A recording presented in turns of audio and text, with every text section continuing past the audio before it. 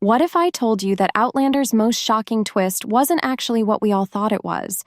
That the jaw-dropping fake-out in Season 7 wasn't the real story at all, but instead the spark that sets up the true heartbreak waiting for us in Season 8? Because while fans were left gasping, crying, and then relieved, that moment may have secretly planted the seeds for something far more devastating. And this time, the danger might not be a trick. So before we break it all down, here's your spoiler alert. We're diving deep into Season 8 storylines, the future of the show, and even how the prequel Blood of My Blood could shape Outlander's legacy. Let's rewind to Season 7. Remember when Claire was convinced Jamie had drowned at sea? We saw her unravel, locking herself away, drowning her pain in whiskey, and bracing herself for life without him. Only for Jamie to reappear, alive, against all odds, thanks to a last-minute switch of ships. It was shocking. It was emotional, and it was one of the show's most gut-wrenching fake-outs. But here's the problem. Season 8 seems poised to deliver a very similar moment.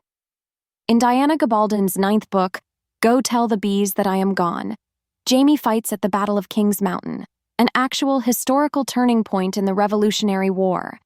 And history records something chilling. Jamie Fraser dies there.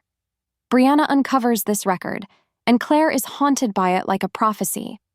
When Jamie fails to return, Claire once again shatters, believing she's truly lost him. But eventually, she finds him battered, barely alive, and once again heals him with her own hands, body, heart, and soul. On the page, the emotional punch works because readers had years between the sea fake-out and the battlefield scare. But on TV, these moments are back-to-back. And if the writers don't handle it carefully, audiences won't be shocked. They'll be rolling their eyes at the same trick twice. So how do they fix it? By shifting the focus. Instead of making it another Jamie almost dies storyline, Season 8 has to make this about Claire, her strength, her refusal to let go, her healing, both as a doctor and as a woman whose love transcends time itself. If they frame the moment as the ultimate proof of their bond, then what could feel repetitive may actually become Outlander's final, unforgettable message, that love and resilience conquer even death. But the challenges don't stop there. Outlander faces something few shows ever do. The books aren't finished. We only have 9 volumes. The 10th, the true ending, hasn't been published yet. That leaves the showrunners in uncharted waters.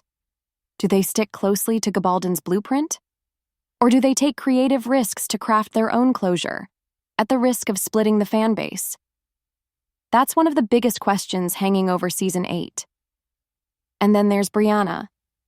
If there's one character who desperately needs careful handling in this final chapter, it's her. In the books, Brianna discovers a hidden letter from Frank Randall. In it, Frank warns her of the Fraser prophecy, hints at Jamie's death at King's Mountain, and essentially passes down a message that shapes her destiny. It's powerful. It redefines Brianna's bond with Frank, showing that, even across time, he helped protect his daughter. But here's the catch. The show has skipped over most of this setup. In Season 7, we briefly saw Brianna find one of Frank's books. The camera lingered on his picture. And then, nothing. The storyline just vanished. If Season 8 doesn't bring it back, it risks robbing Brianna of one of her richest arcs and reducing her finale to something far shallower, simply having another baby. And yes, in Bees, Brianna and Roger do welcome a son, Davy. It's sweet, but her arc has always been about more than motherhood. It's about legacy, survival, the bridge between science and history, past and future. Frank's letter ties all of that together beautifully. If the show ignores it, it will be one of its biggest missed opportunities, so where does that leave us? Outlander Season 8 is shaping up to be one of TV's most daunting final seasons. It has to avoid repeating old tricks. It has to adapt a book that wasn't meant to be the ending. It has to give closure to characters whose journeys have stretched across centuries. It has to give Jamie and Claire a finale worthy of their epic love, without cheap melodrama. And it has to let Brianna step into the legacy she deserves. The good news?